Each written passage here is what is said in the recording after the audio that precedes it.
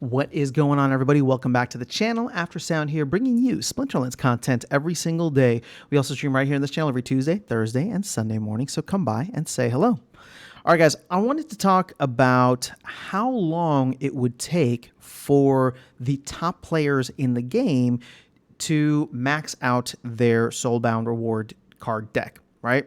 And in a recent town hall, actually the most recent town hall that Yabba Matt was on, he did mention that he expects top players to be able to max out their Soulbound reward cards in about 6 months. So if you think about this going live at the end of January, we'll just say at the beginning of February, that's putting it, end of July, maybe early August. So right now, February, March, April, May, we are almost done with 4 months. And we have an end of season and end of season rewards that are coming up, which will factor into this. But for the point of this video and with the data that I'm going to show you here, I actually think it's going to take significantly longer. And this isn't to like call out Yabba Mad and say that I think that he's wrong. I'm just looking at the data here and wondering, well, if it's not 6 months, then what will it be, and how would the team kind of reshape or rethink what their plans are overall for this if it ends up not being within the 6 month range. So here's my data, and I'm going to share Darkest Night here for fans of the channel. Anybody who knows Darkest Night, awesome dude. You can see here that, and shout out to Splinter Cards for this awesome tool. You can see your reward cards and the progress you've made in terms of the overall BCX you have received.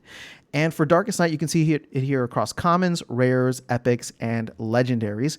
Now, the highest up that there is common cards, and those are not even at 60%. Same with rares. It's just under 60% at 57%. So could we get to a point where, for example, with this end of season or 4 months in, we get closer to that 66.67% range?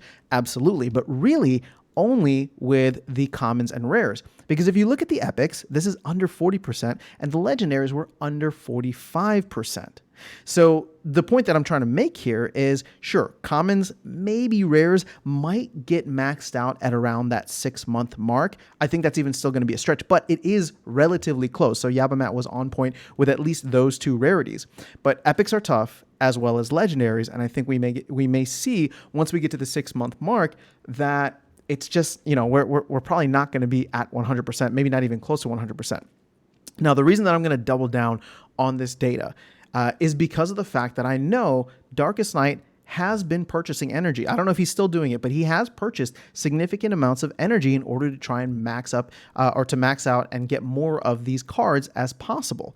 So this is, this data is not even pure in the sense where it's just like, if you're just playing the game at the highest level, and Darkest Night is, in my opinion, probably one of the, it's not my opinion. He is a top 100 player on the leaderboards for both Champ and Wild. He's been reaching Modern and Wild. He's been reaching double Champ 1 in both leagues for the last couple of seasons. So, again, he may not necessarily be a leaderboard player, meaning like top 20 or 30, but he is a top 100 player. And I would say that if you are a top 100 player in the game, I would consider you a top player, right? At least when you compare that relatively to everybody else.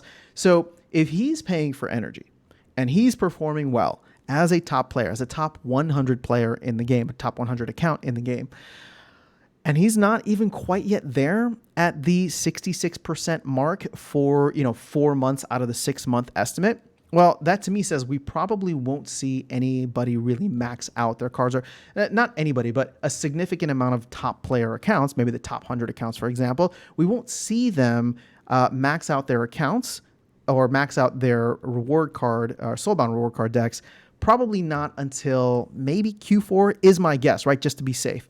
So that puts us into the not 6 month range, but maybe 8 to 9 month range is where I'm kind of thinking about this. And if we look at the calendar, right, and say, okay, February was the start date. What's 9 months after that? October, or 8 to 9 months is like October, November-ish. Well, I don't necessarily know what this means. Obviously, we're not going to get a new Soulbound reward set, but is there a chance that when some of these top accounts start maxing out their cards and then getting extras, they are able to unlock those and put them out on the market? Again, this is just a guess. I have no idea what the actual plans are.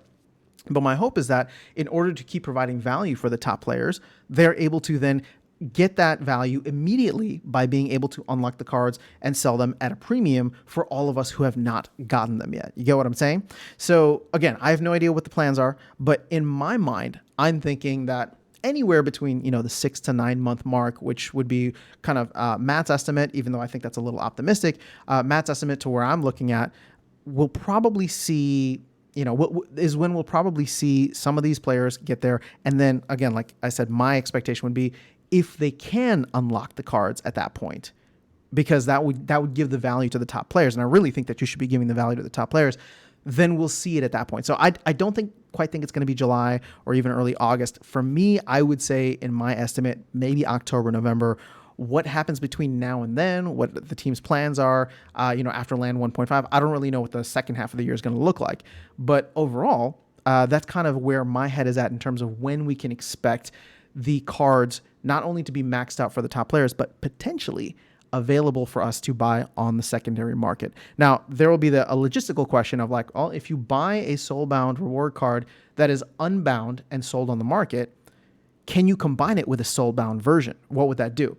My quick and easy answer to this would be if you're going to buy one and then combine it with what you have. Because let's say I already have like 7 BCX or something and I only need 4 more like for a legendary, right? In order to max it out. I don't want to have to buy 11 off the market because I can't combine them. If I combine them, then what it should do, similar to how the locking mechanism works, is if you combine a Soulbound and an unsoulbound, then it should go back to being Soulbound. And therefore, your final completed combined card will then continue to be Soulbound, at which point you can choose to unlock it again, but then you're burning more DEC, you're burning more vouchers, whatever the cost will be. And that's awesome for the ecosystem. But that's kind of my idea there. That's kind of my time frame. I just want to share with you guys, get your thoughts, see if you are aligned, or if you're thinking that we might get there earlier or later. But that is all I have for you. Have an amazing rest of your day. I'll catch you all in the next video and see you around the game. Take care.